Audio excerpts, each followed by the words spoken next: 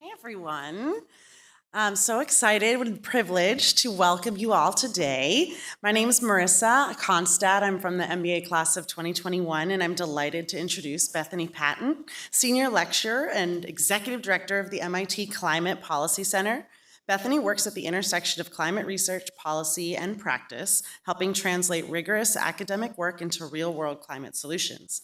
She co-founded the MIT Climate Pathways Project and has been deeply involved in the development and global use of the En-ROADS Climate Solutions Simulator, which has engaged leaders across governments, business, and civil society, including members of the US Congress, in data-driven climate decision-making. Bethany joins us today to provide an interactive demonstration on En-ROADS and explore the impact that dozens of policies have on hundreds of factors like energy prices, temperature, air quality, and sea level rise. Please join me in welcoming Bethany Patten. Thank you so much. Thank you. Okay, so for as long as leaders have been thinking about climate change, they have been debating what are the most impactful policies we need to implement in order to reduce emissions as quickly as possible. And the possibilities are really endless, right? You know, some people want to electrify everything. We want to put EVs on the road. We want our buildings to be more efficient. Maybe people think it's about a carbon price or removing subsidies from oil and gas. Or maybe somebody is really invested in a new technology, taking carbon and storing it in the ground, or cutting down less trees and planting new trees. The possibilities really are endless. And in fact, if you get a group of leaders in a room and you say, you know, what do you think are the biggest actions or the most impactful actions we need to take to reduce these impacts as quickly as possible, you get as many answers as you have people in the room. The thing is that we don't really have time to test all of these different hypotheses. We've already warmed the globe to about 1.5 degrees Celsius above pre-industrial times. And it's caused, you know, some pretty severe weather, storms, wildfire, floods, drought, sea level rise, all sorts of extreme storms. And so to avoid these kind of catastrophic impacts, right, so to our prosperity, our economies, our health, our livelihood, we really need to be thinking about targets that take emissions and reduce them to well below 2 degrees by 2100. And this is something we've been hearing a lot about since the Paris Agreement, you know, the big global commitments saying, let's see if we can get a whole bunch of countries together to all say that they're going to reduce emissions in time. The thing is that the gap between these global commitments and where we need to go is quite large. And we don't really have a lot of time to close it. And we certainly don't have enough time to be thinking about running experiments on different ideas that we might have about the most impactful thing. And so what we need tools to be able to help us think about and run scenarios for these possibilities or these solutions that we think that we have. And so that's what we do at the Climate Policy Center. So we are one of a few groups across campus, both at Sloan and across campus, who are sort of tasked with, one, working together to have sort of a common approach at MIT for climate, and it's one of the strategic initiatives of President Kornbluth, and certainly a strategic initiative of the Sloan School and Dean Locke. So together with the Sustainability Initiative, MIT CEPR, there are a couple of other, the Climate Project, we're all working together to try and create tools and opportunities for our ecosystem at MIT to learn more about climate, but then also do something about it. At the Climate Policy Center, our mission is to serve as a trusted, nonpartisan research for policymakers who want to advance evidence-based climate policy. We started about 2 years ago, so we're fairly new. And actually, the Climate Policy Center came out of the policy engagement that we had using the En-ROADS tool. So we had a whole bunch of opportunities starting in 2019 to present to senior level policymakers using the En-ROADS Climate Policy Simulator, and we learned that not only were policymakers super eager to learn more about what MIT was doing around climate, but they really wanted to learn more about climate in general. And so we said, okay, let's take this idea of just engaging with one tool And let's form a whole center so that we can amplify the efforts across the Institute on climate research and be a tool and a resource for policymakers, which now, more than ever, for research institutions like ours is important. And so our main goal is to try and present, to not only national policy, but subnational and international policymakers that MIT has something to offer in this conversation and to be valuable. The three main things that we do at the center are to heighten awareness of MIT climate expertise and tools, convene, collaborate, and knowledge share in this policymaker ecosystem. A lot of the ideas come from different stakeholders getting together and talking and sharing ideas and then amplifying those. And then inform, analyze, and translate climate policy research. And we have whole other presentations about the work that we do that I'm very happy to take anyone through if they want to learn more. But today, we're just going to focus on the one main tool, which is a flagship project of the Climate Policy Center, and that is the Climate Pathways Project, which is using interactive tools, the En-ROADS tool, to engage policymakers on interactively thinking about different scenarios that we might explore in order to reduce that global temperature, the emissions, as quickly as possible. Why simulation? Well, did anybody take a class with Professor John Sturman when you were here? Oh, yes, okay. So as John Sturman likes to say, and John is actually one of the original modelers for En-ROADS, it was part of his PhD dissertation. What he likes to say is research shows showing people research doesn't work. And it's very, you all don't need another me standing in front of you with 50 slides telling you about what climate change is, right? As I stand here with slides telling you about what climate change is. You don't need that, right? But what you do need is to be able to interact with something, ask questions, test your hypotheses, and learn for yourself.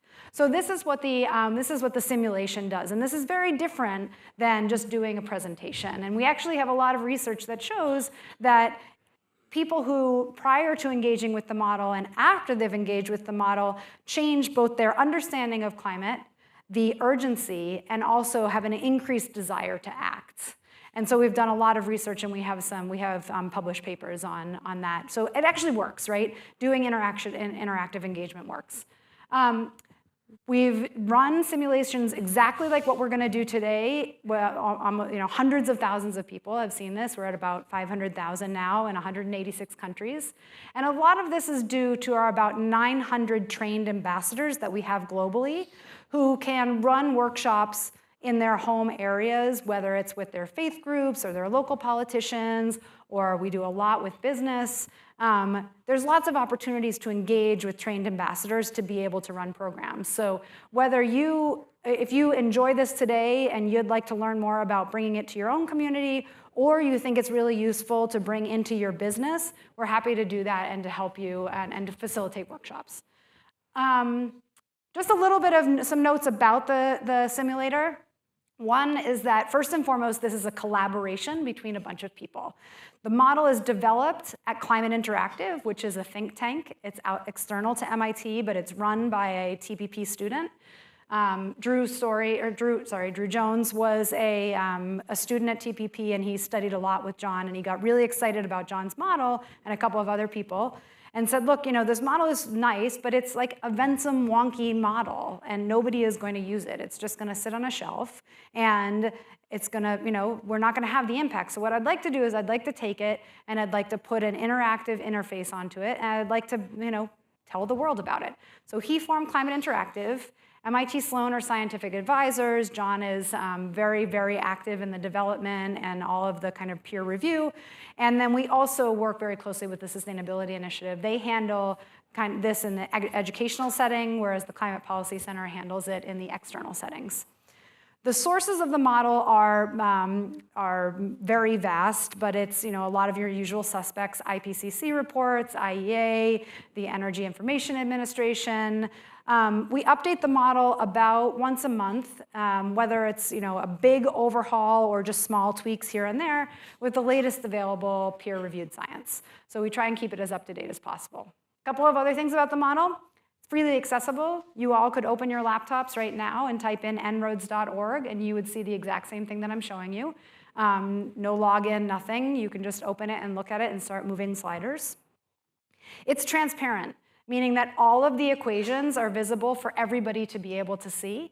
And this is incredibly important for us because what I like to say is that we are rigorously nonpartisan, and we will have a conversation with anyone who wants to meaningfully talk about climate change. So it doesn't matter what your political perspective is. We want to have the conversation, and we keep it open, and we keep the dialogue open in order to kind of cast this wide net. Flexible, meaning that if you are, don't believe in some of the assumptions, if you think that nuclear is going to advance faster than the way that we have thought about how quickly it's going to advance, you can move that slider. If you think temperature is going to go up much faster, you can change that slider. And this is also another feature that allows us to have these kinds of conversations that you wouldn't otherwise have if you were just grounded in one truth. It's immediate. When you move a slider, you see the impact, and this speaks to this interactive simulation part of it, where you learn, as soon as you move a lever, you learn about what your action can do. So this kind of learning loop is really important. And then finally, it's grounded. So it's about grounding conversations, meaning this is not a prediction for the future. It is a possible scenario where that allows policymakers, business leaders, educators, whomever, to be able to then have further conversations. So there's millions of different scenarios you can create through En-ROADS, and we're going to create one of them together here. And in those millions of different scenarios, there are millions of different conversations about what future we might want to create. In terms of how it's structured, so we think about emissions as being, there's sort of a stock of emissions in the atmosphere, and that stock increases through both human and natural activities. So whether it's volcanic eruptions, or it's the burning of fossil fuels, or we talked about the industrial age and temperature rising after industrial, so industrials, they all put emissions into the atmosphere, and that increases the stock of emissions like a bathtub. And then there are these processes that can pull out the greenhouse gases. So whether it's sequestering in the ocean, or by plants, or even some kind of technological solution, we can start to pull it out. So the way the model works is that it's just dealing with both of these two levers. Either we are slowing down emissions, or we're increasing the rate that we're pulling out emissions, and that decreases the stock of, or increases or decreases the stock of emissions. So that is the basic structure of the model. And with that, I think what we're going to do, and so here are the rules of the day. It's 2:30 right now. I am finishing at 3:15, right? 3 or 3:15? 3:15. So that means we have 45 minutes to work together to reduce emissions as quickly as possible.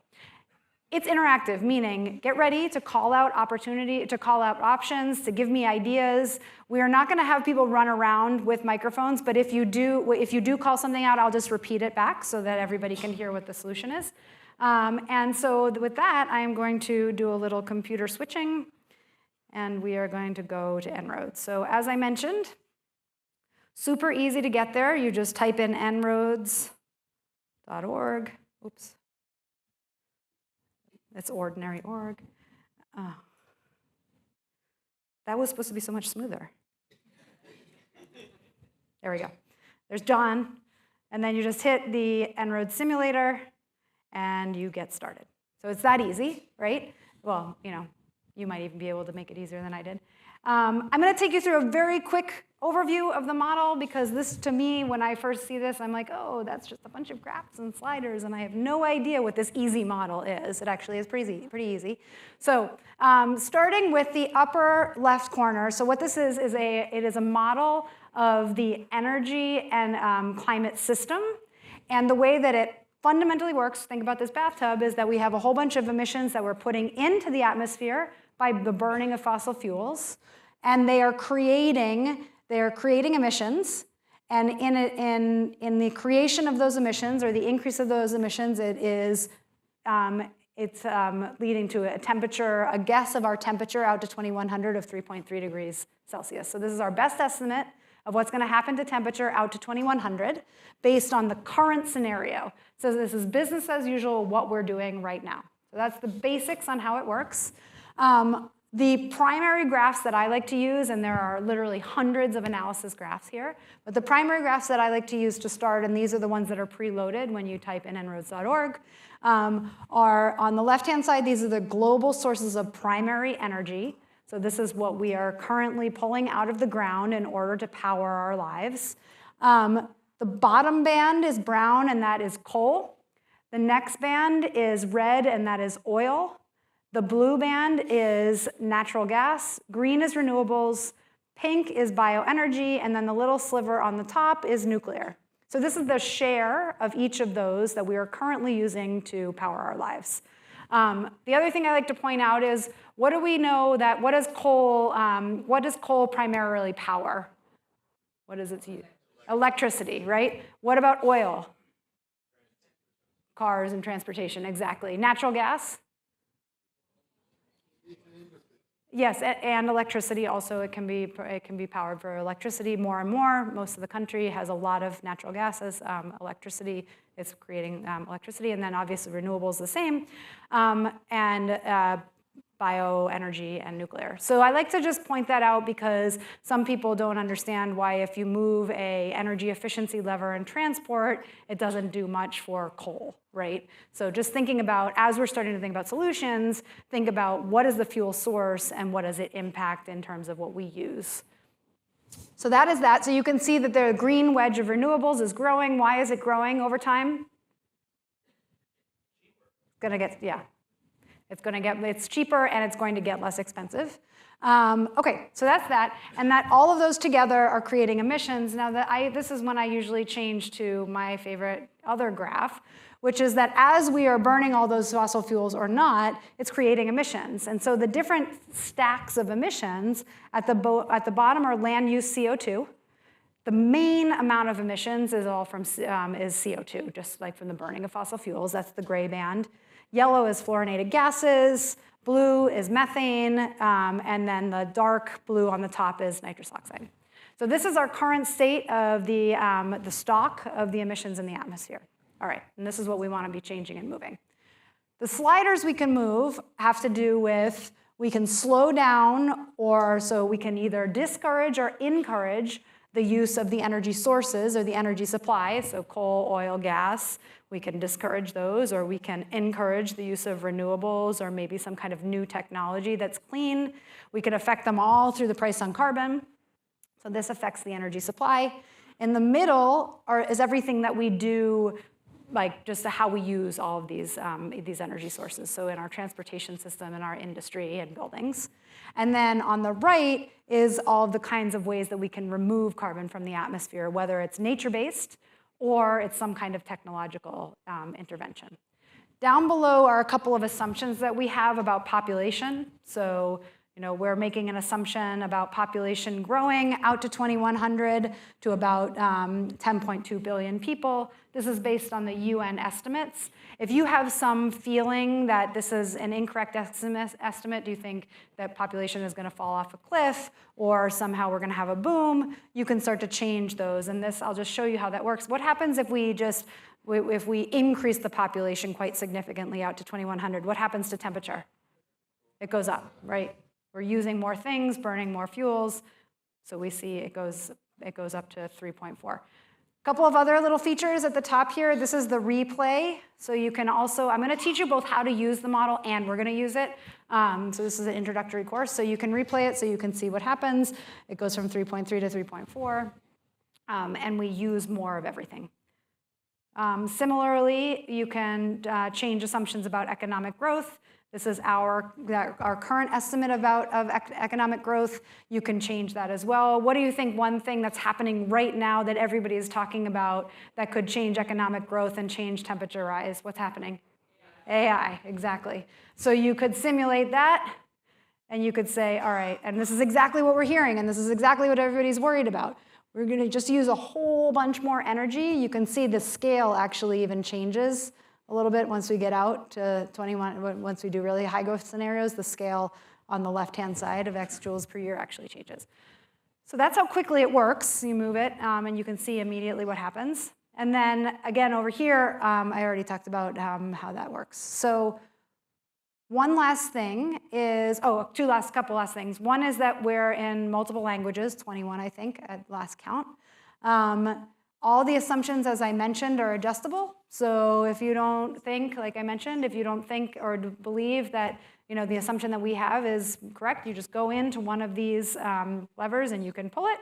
You can say, oh, I think the climate is going to be more sensitive. There's going to be more ocean mixing. You can change. We have a lot of cost estimates in here. You can change those. So that's there. And then one last thing. So for a long time, the conversation really was just about emissions and temperature, right? This is how the climate conversation evolved. But very quickly, it turned into, well, what are the impacts? How about health?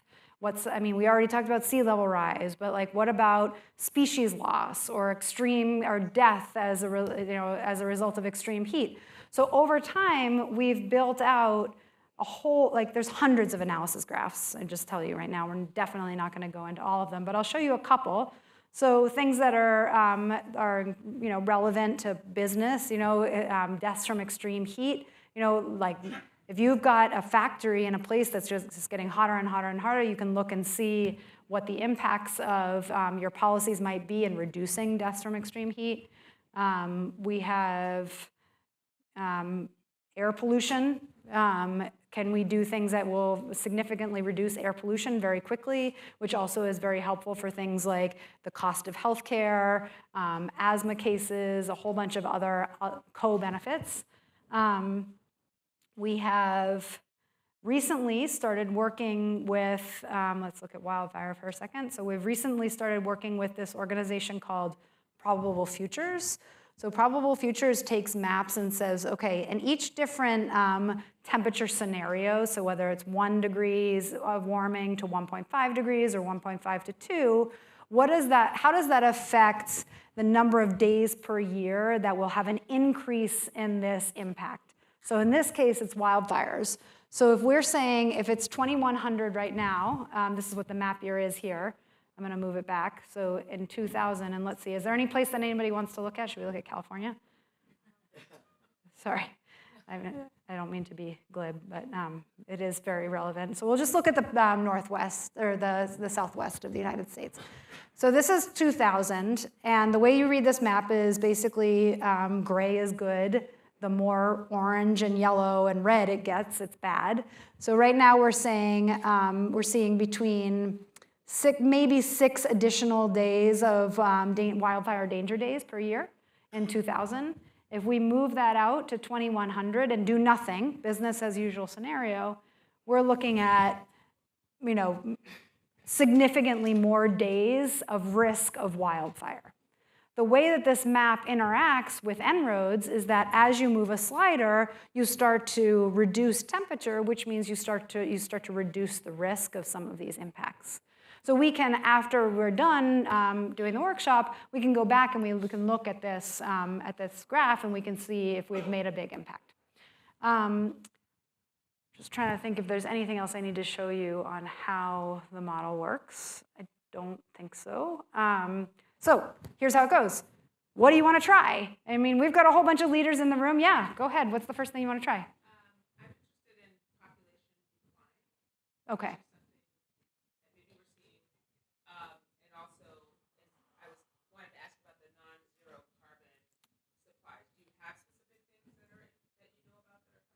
Okay, so I will answer your question about the new zero carbon, and then we'll have a conversation about population.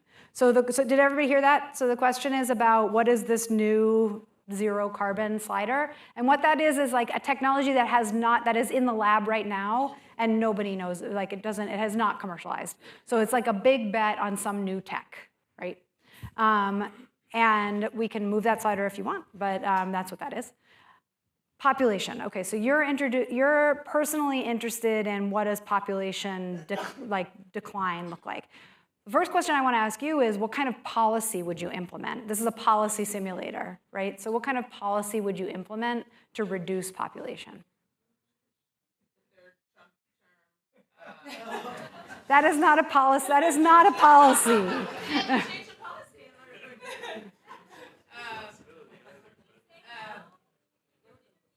mean, I think it's happening because of these things. It's a harder world, more expensive world. If you have GDP growth, I think the per capita is going to be actually higher because I think the population go down.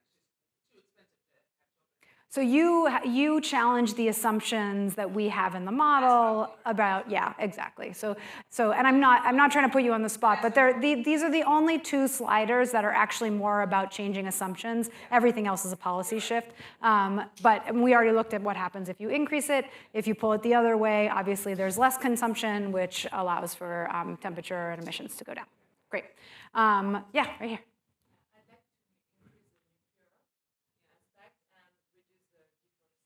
Okay, we'll do one at a time. So John always likes to say, be a good scientist. So you pull one lever at a time, and you look and see what happens from that lever. So we'll start with nuclear. What do you think is going to happen? And like, what are your kind of thoughts about nuclear? I'm French and we are more nuclear in France, but I think it's lower cost energy and less emission. Okay, so you think it's going to have an effect on the cost of energy. And you think it's going to reduce temperature. By how much? If we're at 3.3.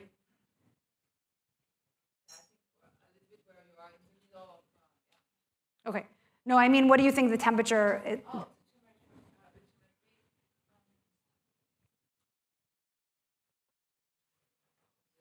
It's just a guess. I mean, everybody's talking about nuclear, right? You know, like this is going to be the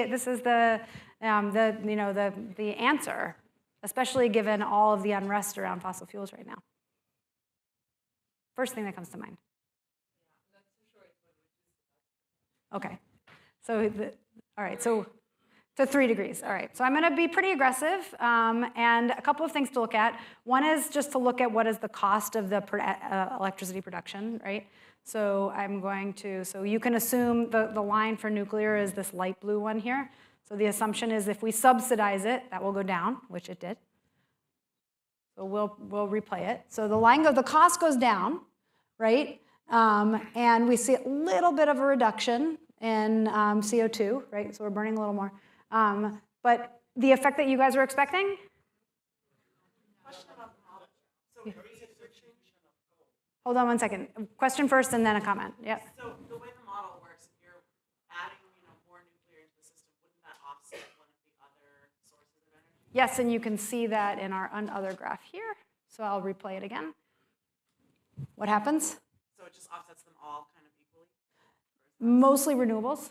Yep. And that's a really good insight. So a couple of things. So not the result we were all thinking of. What was the comment? Okay. Yes. A couple of different reasons. One is, it's very expensive to build traditional nuclear. It takes a really long time to do it, right? So what we're talking about is subsidizing the increasing capacity to build. But we're talking about like the Vogtle 2 and Georgia took, I think it was like a decade longer or more to build, and the cost overruns were pretty significant. So building traditional nuclear is quite difficult and costly. And what it does in terms of impact on temperature is that it really just substitutes. It's a substitute good between renewables because they're both just supplying, it's electricity energy supply, right? So if you're substituting something and it's way cheaper to build out renewables, you're going to choose renewables every time. This does not mean that the phenomenon of small modular reactors might change the dynamics, but we just don't know enough about that right now. I don't know, you guys might know better than I do. I think one facility in China is about to go online. I haven't heard of anything else since then. Does anybody know of anything else? What?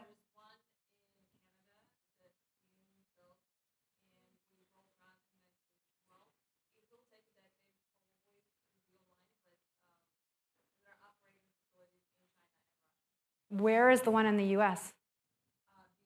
Yeah.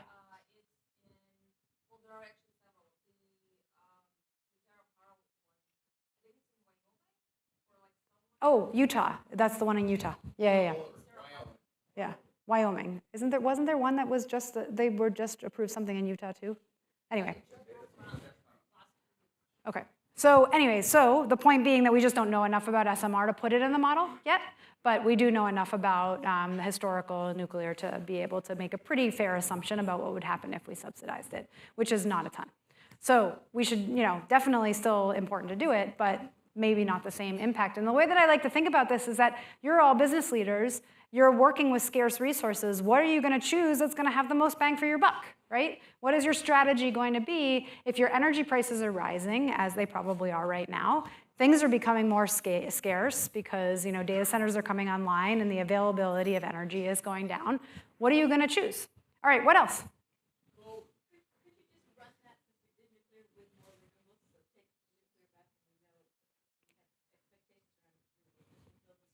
So you want to see what would go back here and then just show, oh, you're being a good scientist. Yeah. So not as much a similar impact.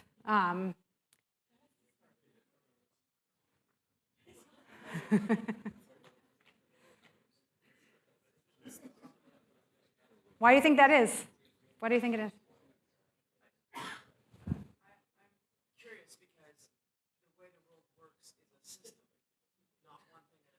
Mm-hmm. And if you're looking at a regional effects such as the polar ice caps and trying to reduce the escalated increase in iceberg and a rise of seawater in the polar caps, and also methane, what can you really run using this to identify the right solutions that geographically affect a region that affects the rest of the world?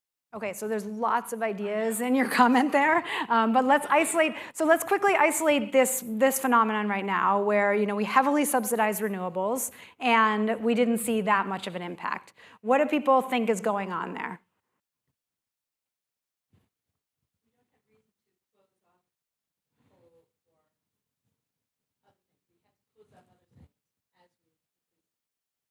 Yeah, there's a couple of things. One is that you haven't really reduced, it's so cheap, renewables are so cheap that you haven't really reduced them enough for there to be some kind of major offset. Plus, we haven't really done anything to reduce the other fossil fuels, and so those are still kind of spewing into the atmosphere. So what we're starting to hear now, we've heard this a couple of different times, of is there complementary policies that we might want to implement that might help or boost what we already have here. But there was one other thing that came up. Oh, in your question. So I think what you're getting at is what is the optimal solution if we just moved? Yes. So we don't do that. So we don't do that because otherwise that would just be me telling you what to do, right? No, I want to test a solution, a set of solutions to identify which one would be the most effective. Right, that's what we're gonna. So that is the purpose of the workshop. So, but since you have the mic, you mentioned something about methane. Yes. All right. So tell me about methane. Why do you like that for a solution? Well, it's really more about the polar ice caps. The loss of the glaciers has increased the rise of this area and the temperatures in the poles versus the rest of the world. So, and there's a lot of methane captured in the polar ice cap. Anybody comment? I'm not an expert on this. Yeah, and so therefore it is increasing in that region, and there's not a lot of solutions on how to actually stop it from escalating. So I'm very curious on how you can use this model to identify solutions that would work to affect that. Right. Okay. So there are a couple of different ways that we can reduce methane being spewed into the atmosphere. One of them is through when we're mining fossil fuels, it just comes out of the earth, right? So it's just like a byproduct and is wasted. It also, what are some other ways that we produce methane? Yeah, over here. Do you have an answer about methane? Okay, methane. Agriculture. What else? Cows. Yeah. What else? Not so much deforestation. What?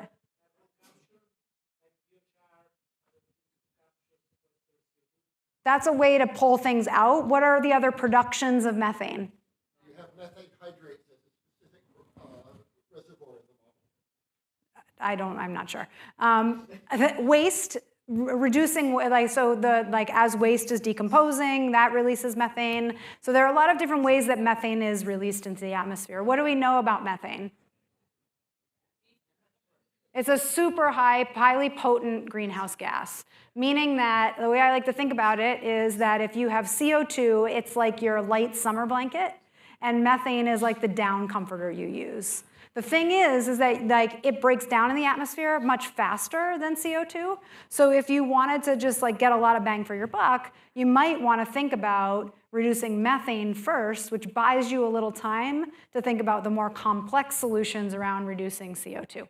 So I'm going to look at I'm going to take a couple of different places where methane shows up.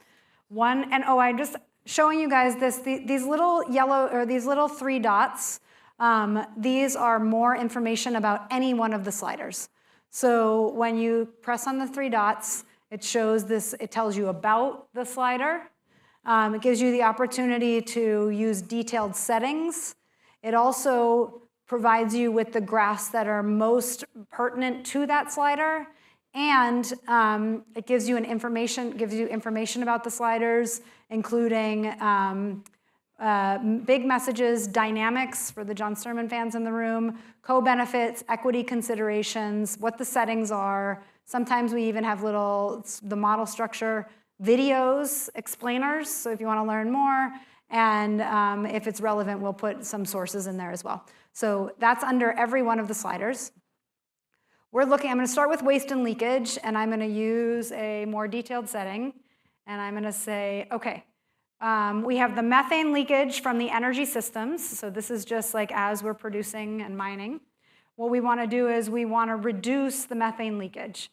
So the first thing we're going to look at is this blue band up here. I'm also going to bring us back to this graph. So we're going to look at this blue band here, and we're going to see what happens as we reduce methane leakage. What do we think? Big temperature decrease now that we know some stuff about methane? Maybe 0.1, 0.2 degrees? More? Okay. So just from energy systems, not a ton from just energy systems. We went from 2 100ths, pretty small. From waste, go down a little bit more. Let's see, so that's the methane. Okay, so those are those 2. Then if we go over to agricultural emissions, and these are the, from livestock, from crops, we went from 3.1 to 3.10. Do both of these. Crops, now we're at 3.0, right? So this is now we've gone 1/10 of a degree, so that's good through all of those actions. And then we can also, one of the main things that produces methane is natural gas, so what we can do is we can just discourage the use of natural gas. That is hard because we're using so much. So we start to see this band go down a little bit more. All right, so we haven't totally gotten rid of methane, but we have had an impact by doing some of those actions. Great. What else? Yeah. Yes, yes, yes, you.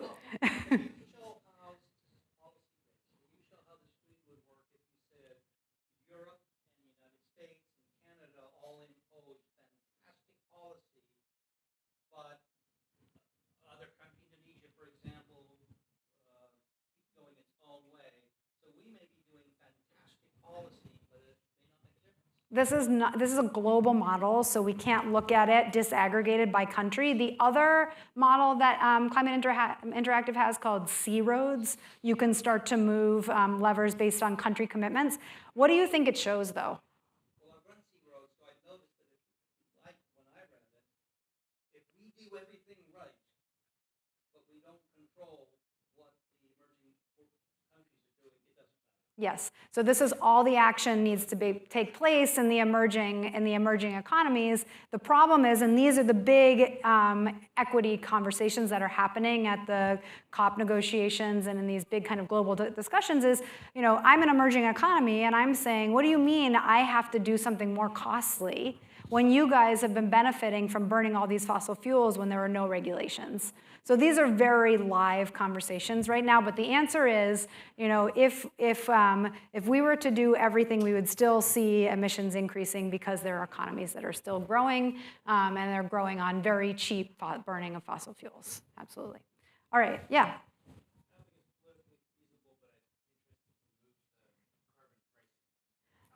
Okay, why do you think it's not politically feasible? We already have globally the weighted average of a carbon price is $5 per ton, which means that I think it's like 20 jurisdictions or 25 jurisdictions have a price on carbon, and when you average out those prices and the emissions, it's about $5 per ton. We have the EU carbon border adjustment mechanisms and the ETS.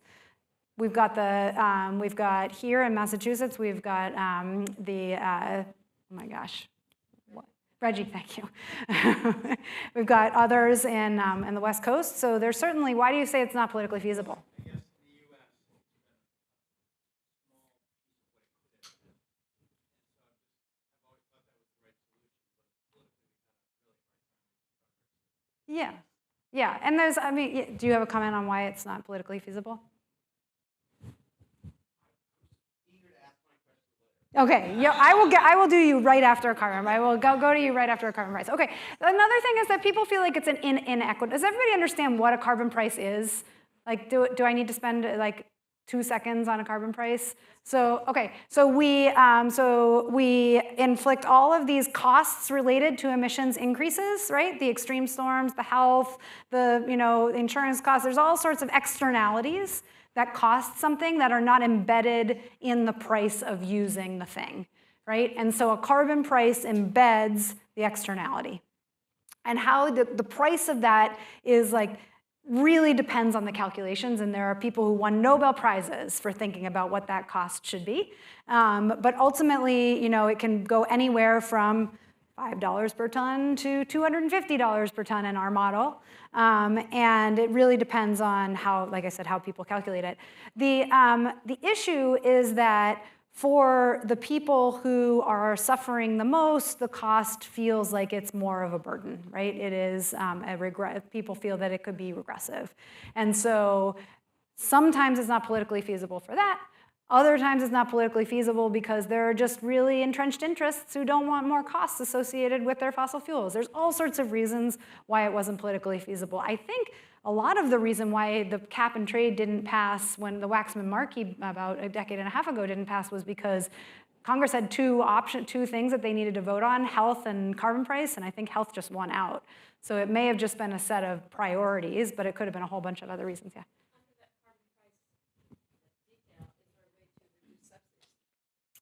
This is a new thing that we've just put in. But let's start, we'll do carbon price first, then I'm gonna get to your question, and then we'll do subsidies. Okay, what kind of price do you wanna put on? What? $25, all right. What do you think is gonna happen with 25? Probably not. Okay, we're at 3 degrees. We put 25 on, we go to 2.9. But let's see if we actually did more than that. It's actually a little bit less than that. So we went down. So that was just $25, right? What happens if we go to 50? Goes down even faster, 2.8. One of the things I like to show is that if we did nothing else, one policy, right, and we had a fairly, let's say $100 per ton, we go from 3.3 to 2.9 immediately. Why has that happened so fast? Everything, across the board. You're putting a price, you're immediately reducing emissions on all of the things that are burning fossil fuels or creating greenhouse gases. So I'll keep it at 50 for now because we feel like that may be politically feasible. I don't know do you know what the EU ETS is right now? 70, I don't know, depending on what's happening in Iran, they could be suspending it for a little while. But anyway, it's around 60, 70, 80, depending on the time. Okay, your question. Okay, so I'm an elected official, and I'm running against some of the things. Wait, is this real or is this a scenario? Okay. Climate change is a big hoax, so I want to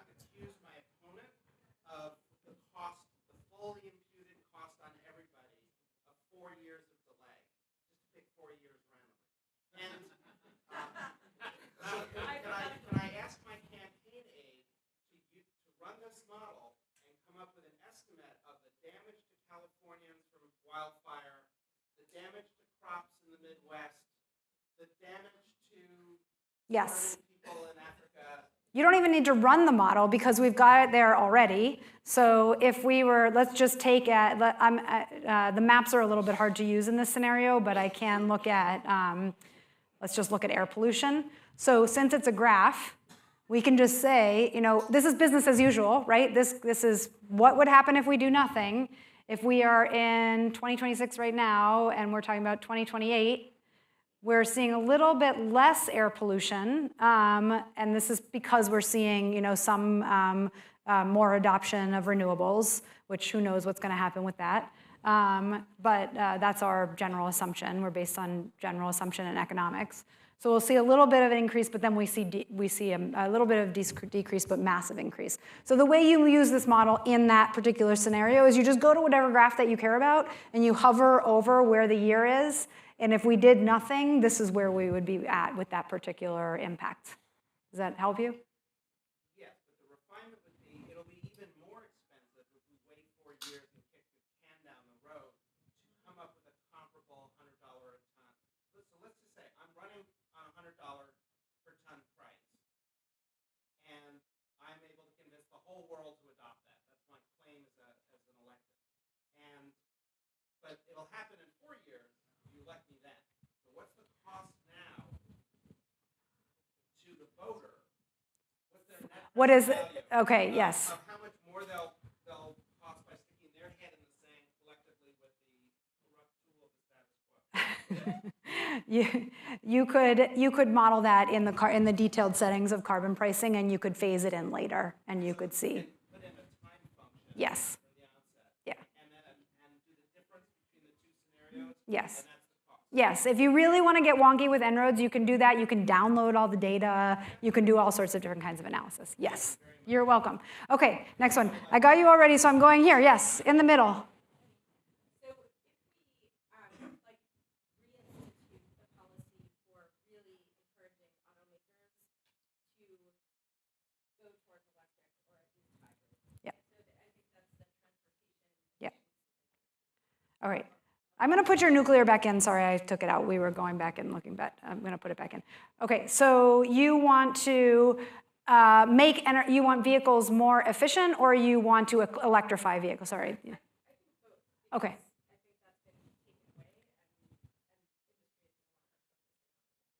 Okay, so basically we're talking about, I'm not going to use the detailed settings, but we're talking about subsidizing, as a proxy, subsidizing that infrastructure so that we have more, increasing the adoption of more EVs. So what we can see here is, like you can see over here in the graph, you are seeing less fossil fuel, more electric vehicles. We could even be more aggressive about it, especially considering what's happening in China and like the major boom of EVs. So we see that there. And then if we just make more vehicles more energy efficient, or we just make the transportation system more efficient, more people riding on trains, those kinds of things, then we go down a little bit more. So we go from 2.7 to 2.6. So certainly, a huge impact. This is proportionate to the amount of emissions that come from the transportation sector. So you're going to see that kind of decline. Plus, we've already, we haven't done anything with oil, but we have a carbon price. So we've already incentivized people to adopt that without any subsidy for those specific actions. All right, other suggestions? We're at 2.6. Yeah, in the back.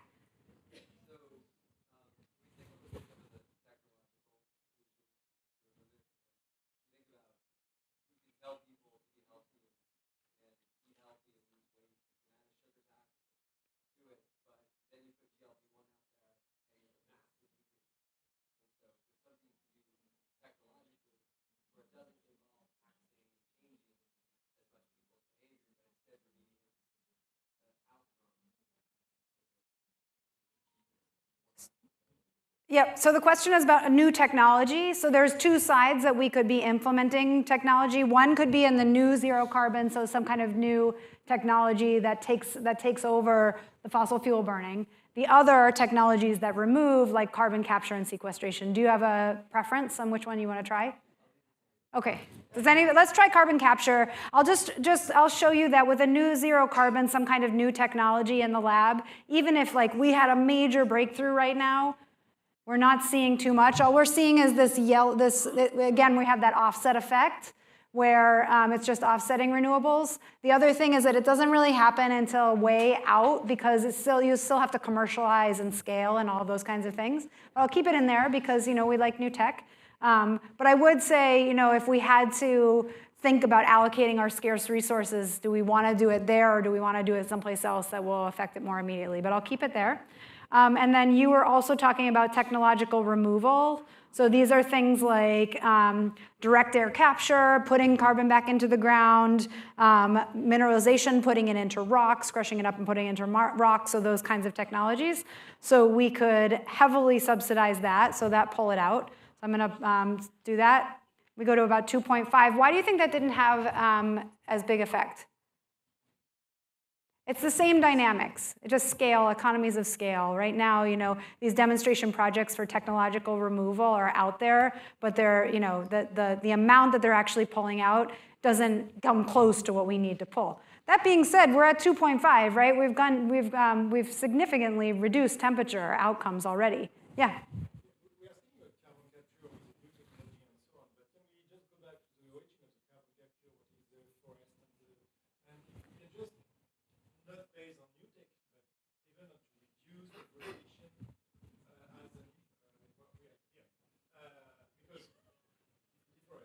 Yeah, let's just stop cutting down trees. And this is what this was an outcome of the Glasgow negotiations a couple of years ago, because can we just all agree to stop cutting down trees? Forget about planting new ones, but just stop cutting them down. I'm not speaking to replace trees by code, because yeah, just keep the forests. Okay, so we're at 2.5, that goes to 2.4, and what we see now is this gray wedge down here, over here on the right. That's just, this is going down. We now are seeing some removals here. We're seeing less, going back up a little bit into the future. We can also try and plant some new trees in other nature-based solutions. The problem with planting new trees is that with a growing population, we also need the land for feeding people. And the other thing is about land rights, who actually owns that land to be able to plant them. So there's a little bit of a push and pull in the planting trees, but we can plant more trees. Gets us to 2.3. We're getting there. What else do you guys want to try? Yeah. Let's make these buildings electrified. Absolutely. Let's plug them in. Not too much, mainly because we're already heavily reliant on the electricity system. However, we haven't done anything to do what John Sturman would do, which is make your building more efficient. Tighten the envelope. Put better windows on it. Whatever you need to do, make your building more efficient. And that cuts down, this is, I think, one of the most impactful things is if you look at the graph over here on the left, look at how much we're just using less of everything. And my hot take right now, and this is Bethany talking, not any research, but just my hot take, is that given what's going on with the uncertainty around just energy, with AI, with Iran, everything, I think people are going to start thinking more about how do we just be more efficient? How do we use things better, right? Because this is the only thing that we can actually control ourselves. That isn't somebody else making a policy decision. Yeah. Yeah. So I'm going to take us the other direction, probably, which is one of the things you opened with, which is we've heard all about AI and likelihood that it will increase economic growth. Yeah. So curious if you bring economic growth up. Yeah, if we put a whole bunch of data centers without dealing with how to power them with renewables, et cetera. Well, and you have people have more access to funds to buy more things and use more energy. Right? Yep, you're right. It increases it. Yep. But until we do something about it, I think it's totally fair to put it in there. All right, we're at 2.3. We've got 5 minutes left. What is one more to try? Yeah.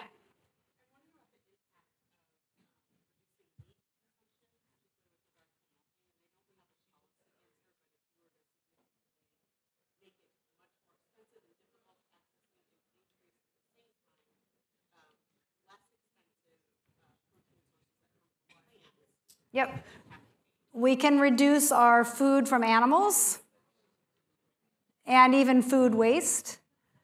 That takes us a little bit, it takes us down a little bit. There's, you know, like, it has an impact, but it doesn't have, like, it's not the silver bullet impact that you expect, because there are still cultures where meat consumption is such a huge part of the culture that they're not going to get rid of that. And also with growing population, more people are shifting to protein. There's a whole bunch of like balancing feedbacks there that mean that it's not going to decline as quickly. All right, it's 3:11 right now, which means I have 4 minutes. And what I would like to do is just say, we're at 2.2. So I'm just going to get us, that's very close. I think we should give ourselves a round of applause. We didn't have that much time, right? And, you know, we didn't quite get to 2 degrees, but I think this is like one of the big learnings is like, this is very difficult to do. And look at all the different policy levers we needed to move. Like, imagine what it must be like to be a decision maker and to try and think about, well, should we do this one? But what does my constituency say about this thing? And if I do this, what's going to happen over here? I mean, this is a very complex, dynamic discussion. But just to bring it back to the impacts and what we've been able to achieve here, one thing, like the one I always like to go to is like, how many lives have we been able to save here? And we've significantly, we've saved a significant number of lives as a result of the actions that we did today, which, you know, you can extrapolate that to all sorts of other impacts. Reducing air pollution, making it less hot days in the summer, less missed days of work because it's too hot. And then let's just, you know, kind of round it out on the wildfires, since that's where we got started here. And let's say, all right,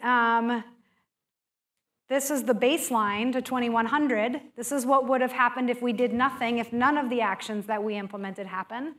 And then this is our current scenario, right? So this is a really good job. We've not only saved lives, we've saved livelihoods, we've made life healthier for people, we've created a better environment and world to live in. So I just want to thank you all for participating, and I'll just say, you know, if you want to learn anything more about what we do, you can find us here on this QR code. If you want us to do this workshop in your organization, we can do that. Just reach out. I'm infinitely findable, Bethany Patten, Climate Policy Center, and I'm around for questions afterwards. So thank you very much.